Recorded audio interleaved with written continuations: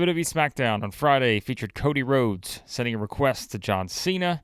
You had a big match added to the SummerSlam card, and of course, the tribute to Hulk Hogan. As you guys can tell, I'm not in my usual location. I'm traveling to visit family. You've seen this location many times where I do some of these recordings, as you've seen in the past, but not the best setup to be able to give you kind of a normal video here on the channel. So I decided we'd talk a little bit about SmackDown. And I know I mentioned that I was going to do the Hulk Hogan tribute video, kind of talking about his legacy at some point soon. I'm going to wait till I'm back kind of in my normal location for that, because I think it will probably make for a better video. And again, these are kind of just hard to do. I don't have exactly a great setup here. So I want to make sure, we have a good setup and a good video for that one, talking about his legacy and all that. So probably just do the SmackDown reaction show for this one. And then hopefully tomorrow is the plan, maybe at some point tomorrow evening, to give you that video on the Hulk Hogan legacy. So I know a lot of people are doing that now. Of course, what a week I picked to travel.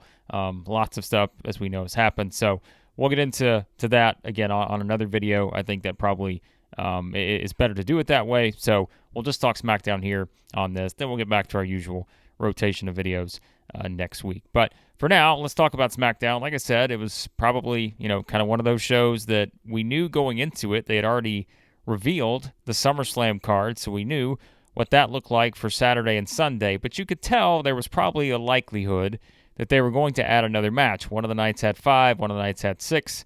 I don't remember exactly which one had which, but they did wind up adding another match to the card. But really, we know everything is built around what is, of course, going to be the Night 2 main event, and that is Cody Rhodes and John Cena, the rematch from WrestleMania 41. Cody going to try to win back the championship from Cena, who was not on SmackDown. He will be there next week, but it's a pretty straightforward request from Cody Rhodes that he doesn't want this current John Cena. He wants the old John Cena, right? Like back in the day during the Invasion angle. Vince McMahon wanted the old Stone Cold. Cody wants the old John Cena. And I think when you're looking at it, from that standpoint, it makes sense, because what have we been talking about, right? We've been talking about this double turn, and everyone is talking about all the different ideas that could play out with how they could do this. And we've mentioned them in previous videos, right?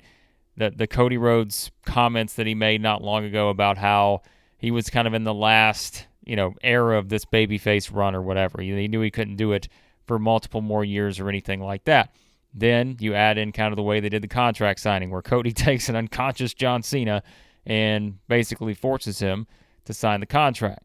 All the reactions that we've seen from the crowd to Cena over the past couple months now. Yes, he's still doing the heel type things, but you can tell each time around it seems like Cena is kind of giving a little bit more thought to what he's actually doing, to the point that at Night of Champions, as we said, he couldn't sort of take that step to take out Punk. He eventually won the match via Seth Rollins. A little bit of help there, but we know where this is headed, because we have to get John Cena back to the good side before he retires in December, which again is not that far away now. We're about to turn the calendar to August, so we're not that far away from John Cena and this farewell tour being done for the 17-time world champion. So was there anything here as we look at this to make us wonder, okay, is this sending us more in that direction?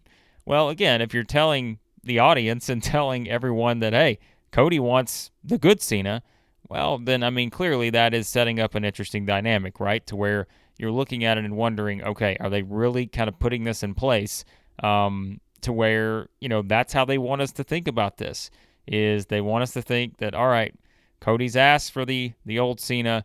Maybe we get the old Cena, but do we get a new Cody? Like, those are things that, again, that could play out. I've talked about it in the previous videos.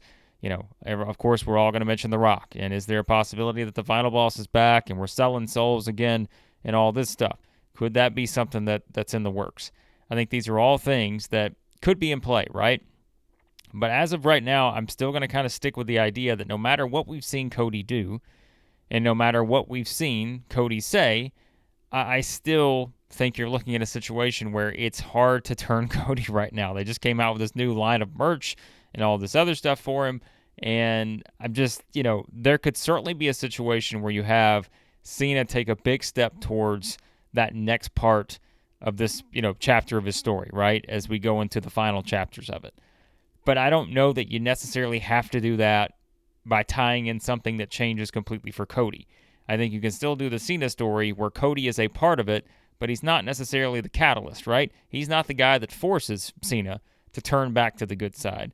And it's not because of something that Cody has done. It's just simply the next part of the story, right? And that's where, obviously this is going to evolve quite a bit from where things were at WrestleMania 41. I'm sure you guys have seen the reports about WWE reportedly having the falling out with Travis Scott. So it looks like we're never going to get the payoff for any of that that happened either with what he did at Elimination Chamber or at WrestleMania 41. But that's probably a good thing when you just kind of think about what we could see here. So I know it's still going to be debated. I'm sure there'll be something next week on SmackDown with the segment that they do that will probably add another little tease as to what maybe we could have between these two at SummerSlam. And I'm sure there will be things in that match where we're looking at it the same way we looked at like what Cody did with Randy Orton, right? At Night of Champions, where Orton kind of favors the back early, the history of the back injury, and Cody takes advantage of it. And that ultimately is something where at the end of the match, the exposed turnbuckle, he takes advantage of that too. And so these are little things that we always know in this Triple H era they're so good at, and that is putting these tiny little details in to where eventually it will make sense when Cody does make the turn, right? I'm not completely sold just yet. That's going to be at SummerSlam. I think, again, Cody, just when you look at the reactions he's getting from the normal weekly crowds, it's still one of, hey, here's our top star, right? Yes, the reaction is going to be a little bit different at SummerSlam because it is going to be more of a hardcore crowd. And like I mentioned before, a month ago, we know what this is going to look like. Cena's going to get the cheers. Cody's going to get the boos. In a similar way you saw at WrestleMania 41, they could even be, ignited even more here to where, there's even more for one side and the other. So I just think it's going to set up an interesting dynamic. I don't know that I am just fully expecting Cody just to completely turn here unless The Rock is part of this. And we'll talk more about this match in our SummerSlam predictions next week. But I think for now, this is just kind of where things are at. And I'm curious to see what they do on SmackDown next week to kind of give us any more of a hint of what they could do in that street fight for the undisputed WWE Championship. I'm always curious what you guys think about this Cody Cena situation. How have your opinions changed on it and all that? Of course, let me know, as always, in the comments. Elsewhere on SmackDown, I mentioned the Hulk Hogan tribute. I will probably save that for the video we do. Again, looking at his legacy and all this other stuff. Whenever we do that, again, the plan is to do it for Sunday, evening, maybe Sunday night, something like that. I will probably save more of my thoughts on it. But look, it was a very lengthy, video tribute narrated by Triple H. Everyone comes out and obviously, stands on the ramp just as usual. You get the 10-bell salute and all that. But the video package was probably about as well done as any they've ever done. And so we'll talk more about that, kind of in that video and just, share some thoughts on those kind of things. They, of course, looked at some different highlights throughout his career as well when he beat the Iron Sheik in '84 to win the championship. Of course, his WrestleMania 3 match against Andre the Giant. They did a few other video segments like that. Cody himself mentioned it a little bit as well. So we'll talk about all that in that video. But I did kind of mention the other thing that I think is probably the most notable development coming out of this, and that's the fact that the tag team division is going to get on a PLE here. We're going to actually get a tag team match involving these teams at SummerSlam TLC, because why not? It worked before. Why not do it again, right? The big TLC match, last time around, they did it on SmackDown. This time around, they're getting their spot on SummerSlam. And look, these guys have earned it because, again, if there's been one constant on SmackDown, I would say really the only constant you've had on SmackDown. The top stars have been in and out, doing different storylines, and whether on Raw, on SmackDown, sometimes guys are on a break and that kind of stuff. But the one constant on SmackDown has been the tag team division. And I think it's good that you're finally giving all these teams an opportunity to get in there and pretty much potentially steal the entire show, steal the entire weekend by doing this ladder match, because it's going to be great when you've got all these teams in there. Yes, the Wyatt Six retain the titles against Andrade and Rey Fenix. No surprise, I think, on this show. They're the champions going in. Do I think they'll be the champions walking out?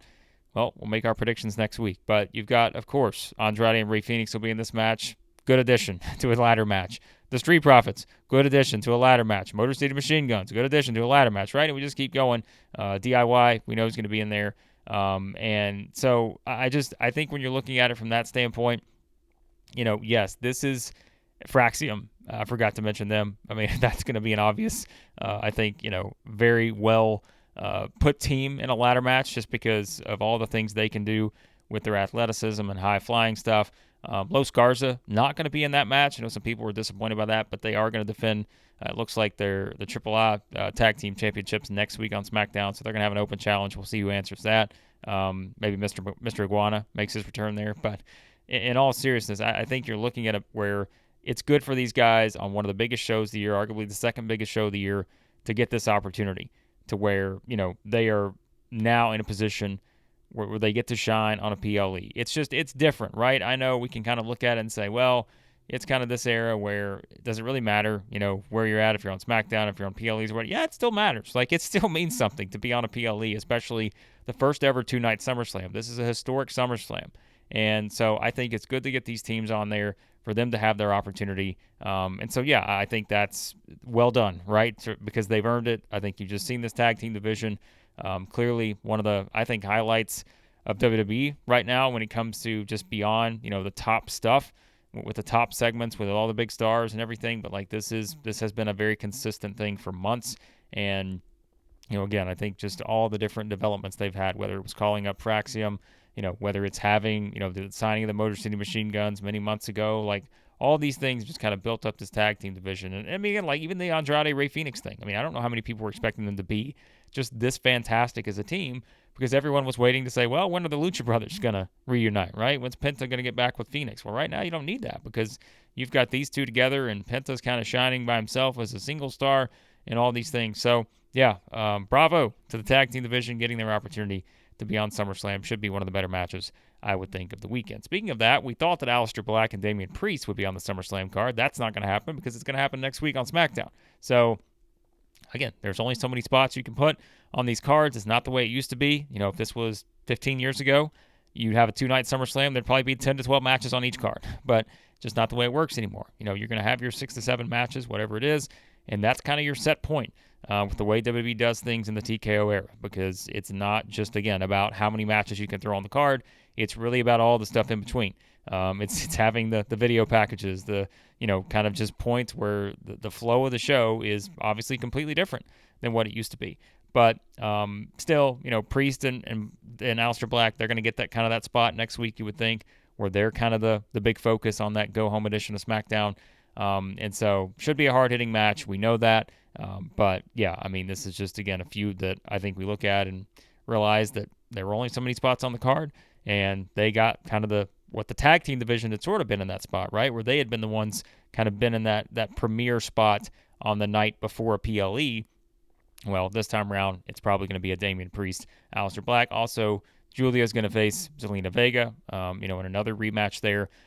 When it comes to the United States Championship, Kiana James made her return here, so she seems to be like the representation now for Julia, and so we'll see kind of what they do to play that into the story moving forward. But I think for now, those are two matches that kind of get your featured attractions for next week outside of, a Cody Cena exchange, I'm sure. But yeah, so that's just the way it works because, again, there's only so many spots that they're using on these PLE cards. So the numbers game once again catches up with Jacob Fatu and Jimmy Uso as they are in a position, once again, finding themselves with Solo Sikoa, JC Mateo, Tongaloa, and Talatanga.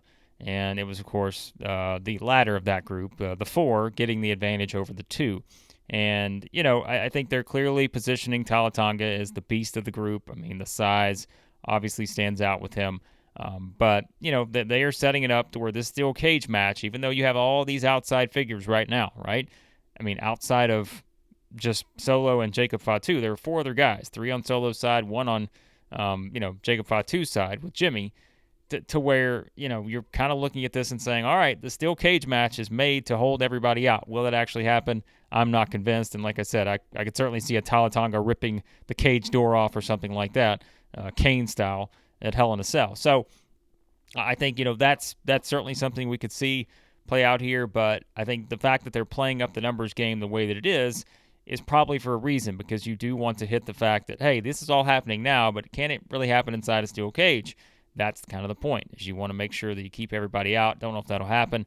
But as we said, you've still got to introduce some people, I think, on the side of Jacob Fatu and Jimmy. There was even a report out there, I think it was on Thursday or something like that, that there was even talk that they were considering moving Jimmy to Raw. And if that happens, again, this is kind of something where is this sort of the blow-off for Solo and Jacob Fatu at SummerSlam? Because how do you keep this story going unless you were to bring a Jay over? Obviously, you still have Tama Tonga to get back into the mix. So there's ways you can do this. You would think they've got something up their sleeve for this match that sends kind of that next sort of development for the story. But I don't really know what that is right now. I think it's, going to be kind of curious to see how it plays out. But clearly Solo using the numbers game to his advantage, and that's really kind of the story, and we'll see if they get some backup with Tama Tonga returning.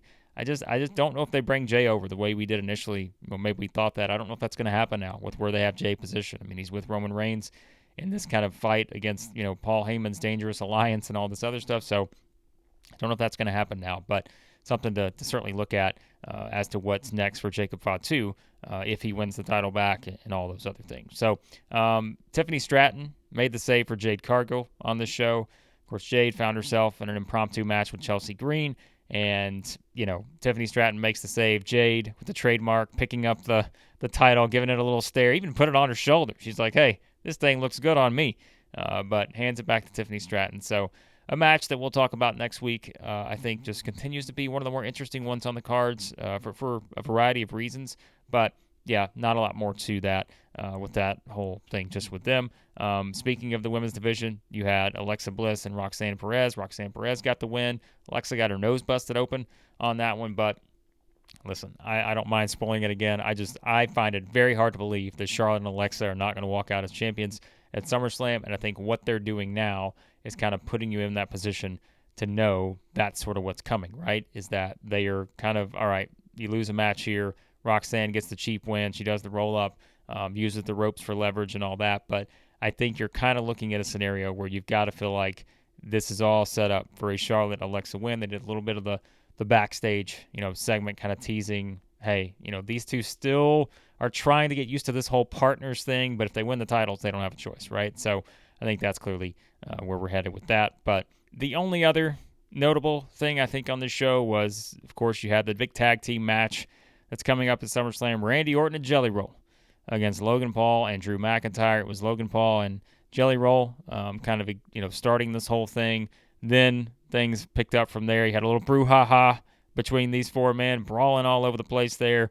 And then, Jelly Roll showing some moves. And I think that's what you want heading into this, right? You want to see what Jelly Roll is going to pull out here in this match. They're going to be Bad Bunny style. I don't know about that, but so far, I think he's been okay in terms of some of the physicality they've had him do. But it's different once you get in a match, right? But we know they're going to have it all set up to where he's in a position to succeed. And, after everything that's kind of played out over the past couple weeks, they kind of add a little more heat to this one as we get ready for that tag team match, which, again, I'm fascinated by. I'm not saying this is not probably a program for me. If it was up to me, right, I'd probably be saying, well, give me Randy Orton, Drew McIntyre in a cage or something like that. I'd rather see that, but I'm at least intrigued by what they're going to do in this tag team match. So we'll see how that plays out at SummerSlam. But, all right, guys, that was SmackDown.